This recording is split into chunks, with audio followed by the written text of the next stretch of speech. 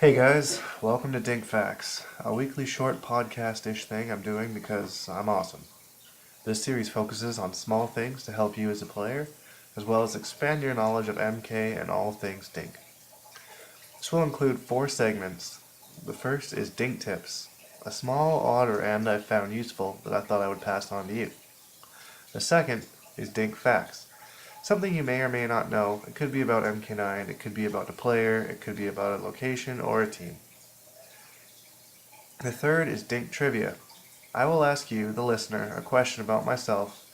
The winner or winners will get a shout out on my next show, as well as a mysterious prize. The last segment is Dink's Opinion. I will give you my thoughts on a recent event or topic.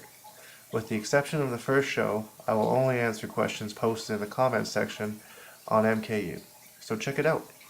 By the way, this is exclusive only to my YouTube channel and MKU. So without further ado, let's get started. First Dink tip. Turning nerves affect everybody at every level of play, some worse than others. My good friend in Super Bowl, for example, shakes like a prepubescent girl at a Justin Bieber concert. To handle tournament nerves, I enjoy listening to my headphones. I pick 1 or 2 songs for every tournament, but my song has mostly stayed the same with the exception of Canada Cup, where I listen to a Canadian band due to the occasion. Ever curious what I'm listening to when I have my headphones on? When picking a song, make sure it's something that gets you hype and is familiar. I listen to this song lots at home, so it makes me feel better. Listening to music also helps drown out background noise of people yelling or getting hype, which can lead to dropped combos or mistakes in gameplay. Here is a short clip of what I listen to.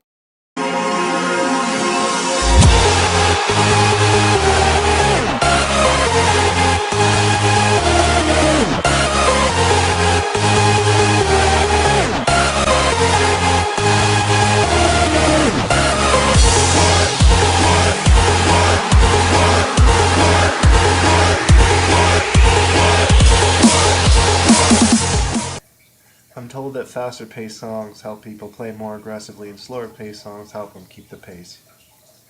Fuck, that was a hype moment, eh? When Great One beat Tom Brady? God, that was awesome.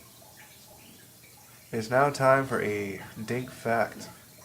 So, Jade can EX glow Shiva's X-ray. That's right, you heard it here first. Jade can use an EX glow when Shiva does her X-ray, and she will go through it. I didn't even know that. That comes to us thanks of STB SVO. And now it's time for our next segment, Dink Trivia.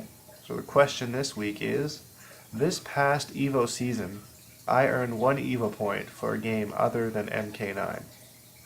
Which game was that?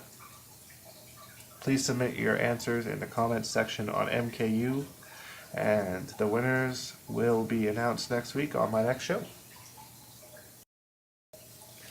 And it's time for the last segment of the show, Dink's Opinion.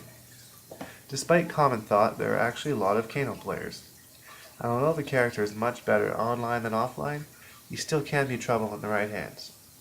Here is my list of the top 3 Kano players. Coming in at number 3, Mace Wind. Mace Wind has proven time and again his loyalty to Kano, having brought him to tournaments in the Ohio region and getting a few tournament wins with him. A good knowledge of the character, Mace Wind is a name that may surprise you if you run into him in a bracket.